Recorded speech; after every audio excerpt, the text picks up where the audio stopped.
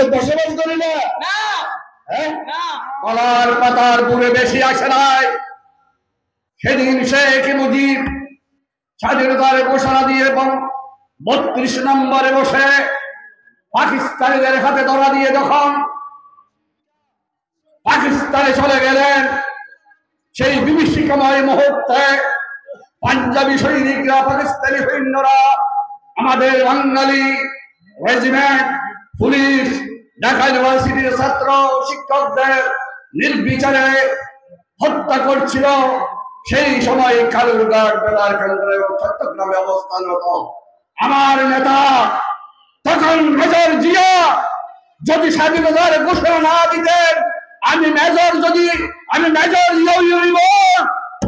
আমি বিদ্রোহ ঘোষণা করলাম, সেই কথাটা যদি উচ্চারিত না হতো, তাহলে আমরা এই বাংলাদেশের লাল সবুজের পতাকা পেতাম না।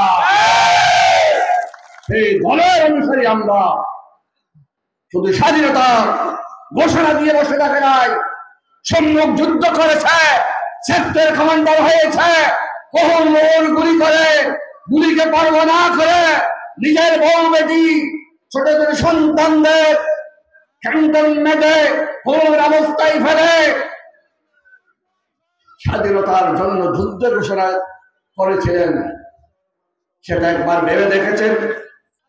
মহেশখালী কুতুবদিয়ার কোন জাত বাংলাদেশ জাতীয়তাবাদী দলের পরিবারের প্রতিনিধি টোকা লাগার চেষ্টা না করার জন্য আমি অনুরোধ জানাচ্ছি। আজকে আমাদের নেতারা তো কথা বলতে জানে না। ভোট কার গুলো নিয়ে এমপি হয়েছে? এখানে তাদের ভোট কত ছিল? 91 সালে জামাতের ভোট কত ছিল? সেকেন্ড ছিল। আওয়ামী লীগের ইসাক মোহাম্মদ ইসাক আমার মামা বাক্সার কাশি থেকে নৌকা হয়ে তিনি এমপি হয়েছিলেন 24,000 ভোটে। আর 1996 সালের 12 জুনের নির্বাচনে আলমগীর যখন দানের শীষের প্রার্থী হলো, তোমরা তৃতীয় হইলে, তার আওয়ামী লীগ সেকেন্ড, আর তোমরা 17-18 হাজার ভোটে নেমে গিয়েছিলে। আজকে সেই 17-18 হাজার ভোট 8 সালে এমপি হতে পারে? আমার আপনাদের ভোট নিয়ে এমপি হওয়ার পর সে আমাদের বিএনপির সবচেয়ে বেশি ক্ষতি করেছে ওই ভোট বাহিনী।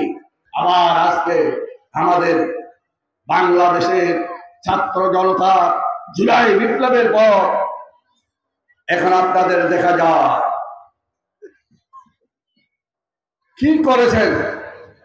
এমপি তো ছিলেন, এখানে মিটিং করেছেন, বক্তব্য দিয়েছেন, কোথায় কি করেছেন? 5 বছর একটু হদিস দেন, একটু ফিরিস্তি দেন। ফিরিস্তি দিয়েছেন?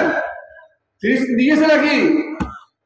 ছাত্রদের মানুষদের আমি জিজ্ঞাসা করি, বলেছে 5 বছর আমি এটা করেছি, সেটা করেছি, এটা করেছি, এটা করবো বলতেছে। এখন একবার তো ছিলে, করো তো নাই। আর আমি আলমগীর ফরিদ 2 বার আপনাদের ভোটে খাদেম হয়েছিলাম, আমি কোনোদিন বলি নাই